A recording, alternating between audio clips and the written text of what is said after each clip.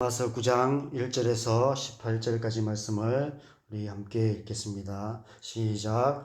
내가 그리스도 안에서 참말을 하고 거짓말을 아니하노라. 나에게 큰 근심이 있는 것과 마음에 그치지 않는 고통이 있는 것을 내 양심이 성령 안에서 나와 더불어 정언하노니, 나의 형제 곧 골육의 친척을 위하여 내 자신이 저주를 받아 그리스도에게서 끊어질지라도 원하는 바로라. 그들은 이스라엘 사람이라. 그들에게는 양자됨과 영광과 언약들과 율법을 세우신 것과 예배와 약속들이 있고, 조상들도 그들의 것이요 육신으로 하면 그리스도가 그들에게서 나셨으니 그는 만물 위에 계셔서 세세의 찬양을 받으실 하나님이시니라. 아멘.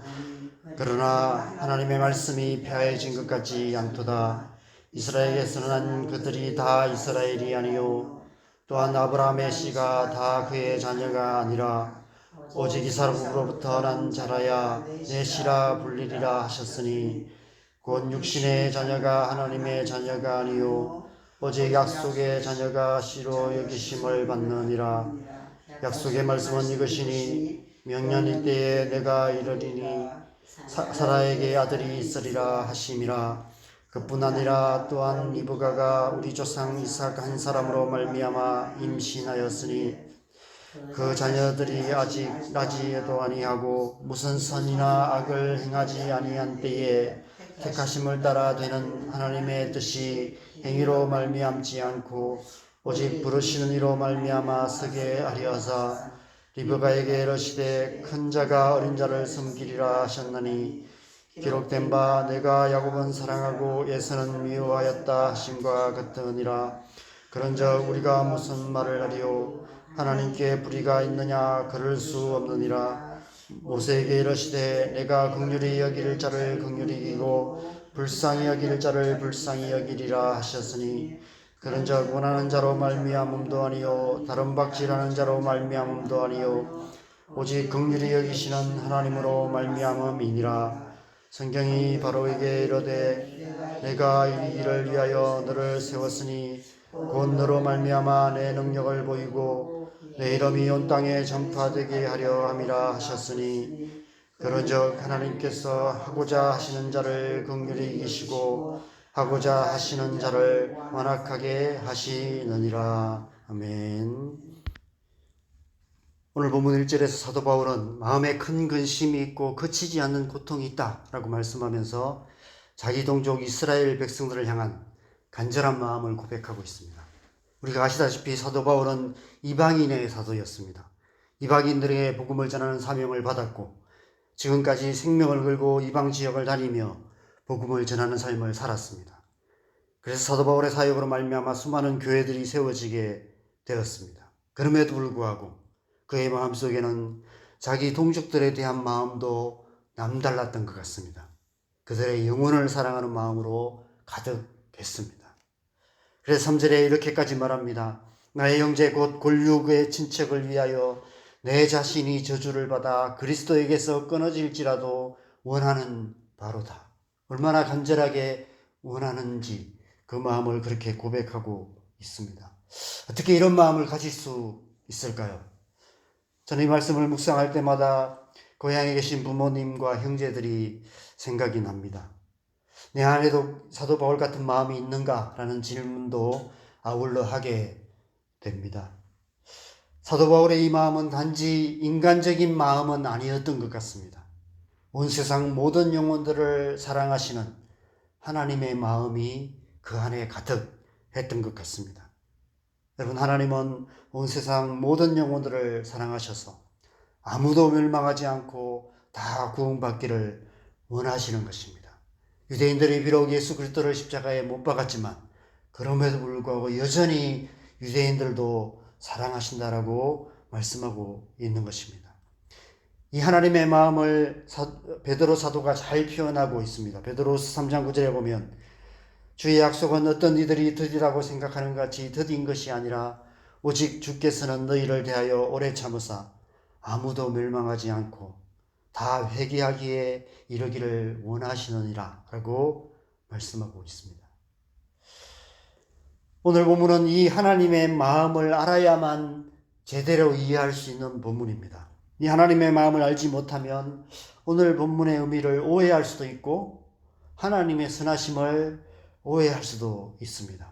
그래서 14절에 그런즉 우리가 무슨 말을 하리요 하나님께 불의가 있느냐 그럴 수 없느니라 라고 선을 긋고 있습니다. 오늘 본문에는 신학적으로 좀 민감한 단어가 하나 있습니다. 이 민감하다는 것은 올바르게 이해하기 쉽지 않은 단어라는 의미입니다. 신학적으로 논쟁이 많은 단어인데 11절에 택하심이라는 단어입니다. 11절 하반절에 보면 택하심을 따라 되는 하나님의 뜻이 행위로 말미암지 않고 오직 부르시는 이로 말미암아 서게 하려 하사 하고 말씀하고 있습니다. 이미 예정이란 주제는 8장에서 말씀하시는 내용입니다. 8장 29절 30절에서 하나님이 미리 하신 자들로 또한 하나님의 형상을 본받게 하기 위해서 미리 정하셨다라고 말씀합니다. 미리 정하신 그들을 또한 부르시고 부르신 그들을 또한 어렵다 하시고 어렵다 하신 그들을 또한 영화롭게 하셨다라고 말씀하고 있습니다. 그런데 오늘 본문에서는 이 말씀을 아브라함과 이삭과 야곱의 이야기와 연결하여서 설명하고 있습니다. 이미 아브라함과 이삭과 야곱의 이야기 속에서 이미 말씀하신 내용이다라고 말씀하고 있는 것입니다. 그러면서 하나님의 주권에 대해서 더욱 강조하면서 마지막 절에 이런 극단적인 말씀을 하고 있습니다. 18절에 보면 그런즉 하나님께서 하고자 하시는 자를 긍휼히 여기시고 하고자 하시는 자를 완악하게 하시느니라. 왜 사도 바울이 이렇게까지 극단적인 말씀을 하고 있을까요?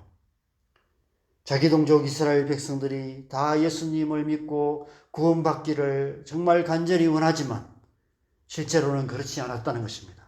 복음을 거부하고 교회를 핍박하는 유대인들의 모습을 계속해서 보게 되었다는 것입니다. 이에 반해 복음을 듣고 예수님을 믿는 이방인들이 점점 더 많아져가는 모습을 보면서 이것이 하나님의 뜻이구나 하는 것을 깨닫고 이 말씀을 하고 있는 것입니다.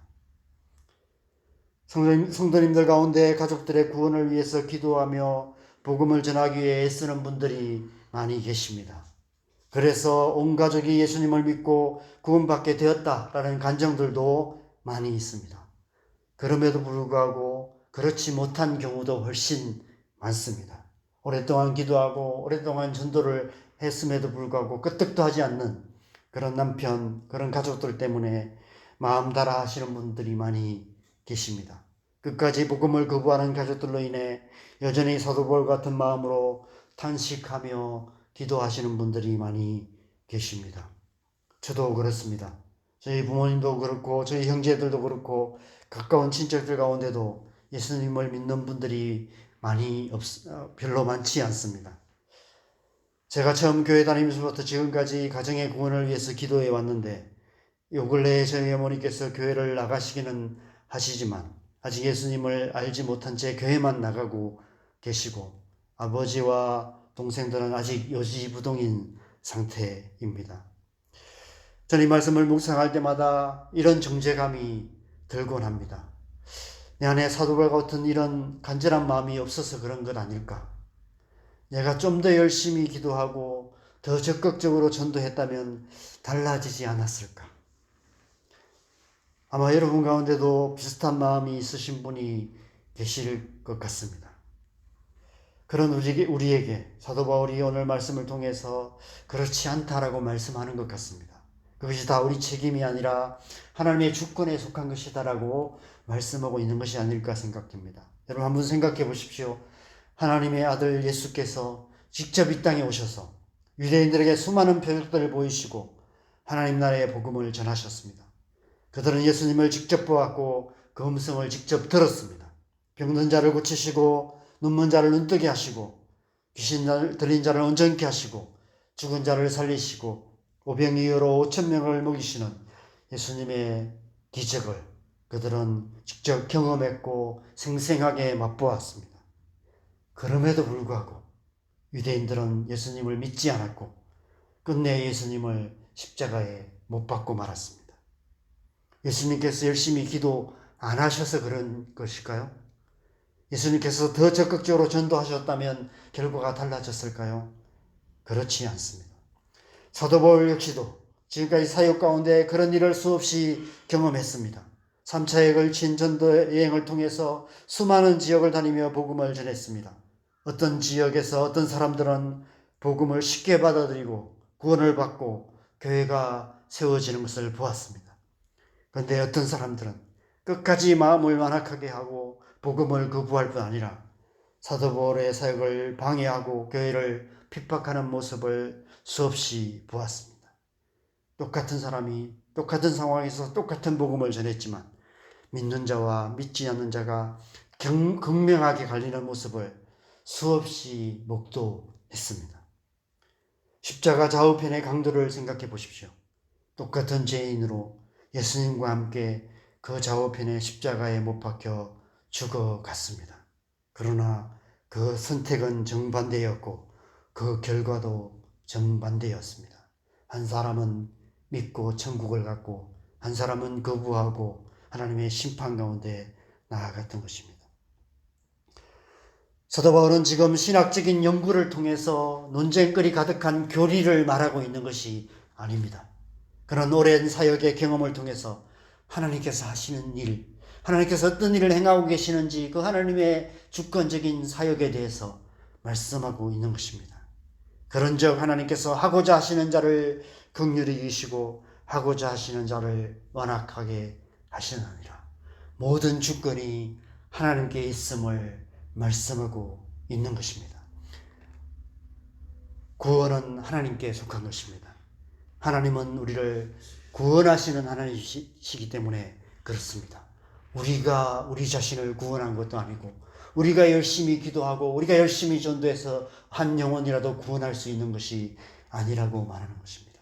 하나님께서 구원을 행하신다고 말씀하고 있는 것입니다.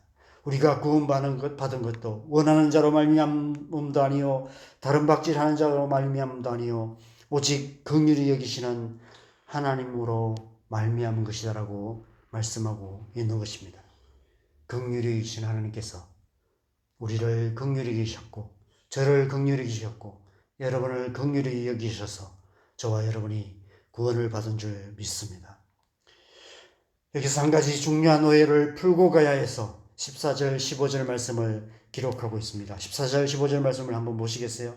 그런즉 우리가 무슨 말을 하리요 하나님께 불의가 있느냐 그럴 수 없느니라.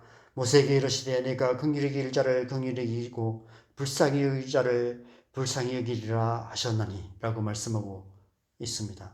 무슨 말인가 하면 그러면 하나님이 구원하지 않는 사람, 구원받지 못한 사람에 대한 책임도 하나님께 있는 것이 아니냐 이런 의미인 것입니다. 이런 오해가 있을 수 있는 것이죠. 여러분 우리는 알 수 없지만 하나님은 아신다는 것입니다. 긍휼히 여길 자가 누구인지 불쌍히 여길 자가 누구인지를 하나님은 아신다는 것입니다. 쉽게 말하면 복음을 듣고 죽기 전에라도 믿을 자가 누구인지 하나님은 아시고 끝까지 부인할 자가 누구인지 하나님은 아신다는 것입니다. 하나님의 이 택하심은 하나님께서 미리 아시기 때문에 가능한 일이라는 것입니다. 앞서 로마서 8장 29절에 하나님께서 미리 아신 자들을 미리 정하셨다라고 말씀하고 있습니다. 하나님께서 긍휼히 여길 자를 미리 아시고 불쌍히 여길 자를 미리 아심으로 그들을 택하신 것이다 라고 말씀하고 있습니다. 그러나 반대로 마지막 숨이 넘어가는 순간까지도 마음을 완악하게 할 자가 누구인지 하나님께서 아시기 때문에 완악한 채로 내버려 두신다라고 말씀하고 있는 것입니다. 여러분 우리는 알 수 없습니다. 십자가에 못 박히는 마지막 순간까지 생명이 끝나는 그 마지막 순간까지 그가 어떤 선택을 할지 알 수 없습니다. 십자가의 좌편의 강도인지 우편의 강도인지 누가 예수님을 믿고 하나님 나라에 갔는지 성경은 말하지 않습니다. 좌편일지 우편일지 우리는 알 수가 없습니다. 그래서 우리는 끝까지 복음을 전해야 하는 것입니다.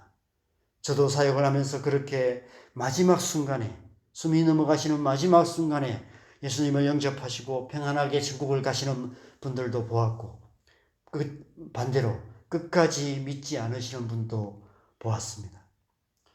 구원은 하나님께 주권에 속한 것이 분명합니다.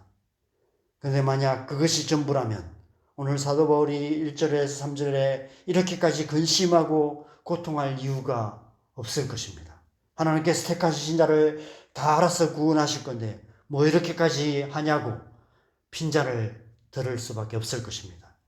근대의 선교가 시작되었을 때 허드슨 테일러 같은 선교사들이 교회로부터 그런 핀잔을 많이 들었습니다. 하나님께서 다 알아서 선교를 하시는데 뭐 쓸데없이 교회 재정을 그런 데 쓰냐고, 낭비하냐고 수많은 비난을 받았습니다. 그럼에도 불구하고 우리는 복음을 전하고 선교를 해야 합니다. 그렇게 해야 하는 이유는 사도 바울 안에 가득했던 이 하나님의 마음 때문입니다. 선교사들이 그 마음 때문에 수많은 핀잔을 들으면서도 수많은 고통을 당하면서도 선교를 했고 그렇게 땅끝까지 나가서 복음을 전하는 삶을 살았던 것이죠. 모든 영혼을 사랑하시는 하나님의 마음, 모든 영혼을 다 구원하시기 원하시는 아버지의 마음, 그 마음으로 우리 또한 끝까지 포기하지 않고 기도하고 복음을 전하고 선교를 해야 하는 것 같습니다. 오늘 사도 바울 같은 마음이 저와 여러분 안에 있기를 간절히 소망합니다. 그 마음으로 우리 가족들의 구원을 위해서 또 온 땅과 열방을 위해서 끝까지 기도하고 전도하는 사명 감당하는 저와 여러분 되시기를 주님의 이름으로 간절히 축원합니다. 시간 우리가 함께 기도할 때 한 가지만 기도했으면 좋겠습니다. 이 마음을 구하십시다. 모든 영혼을 구원하기 원하시는, 모든 영혼을 사랑하시는 그 하나님의 마음, 그 하나님의 마음을 우리 안에 부어주시도록 우리가 그 마음이 있어야만이 진정으로 기도할 수 있고 그 마음으로 기도할 때 우리의 기도가 응답될 줄 믿습니다. 하나님 우리 안에 이 마음 부어주셔서 우리가 이 마음으로 믿지 않는 우리의 가족들을 위해서 기도하게 하시고 우리의 자녀들을 위해서 기도하게 하시고 또 이 땅과 온 땅과 열방을 위해서 기도하는 사명 감당함으로 말미암아 잃어버린 영혼들이 주님 앞에 돌아오는 역사들이 우리의 삶 속에 일어날 수 있도록 하나님 영혼을 사랑하는 마음 우리 안에 부어주시옵소서. 시간 함께 간절하게 기도하겠습니다. 기도하십시다.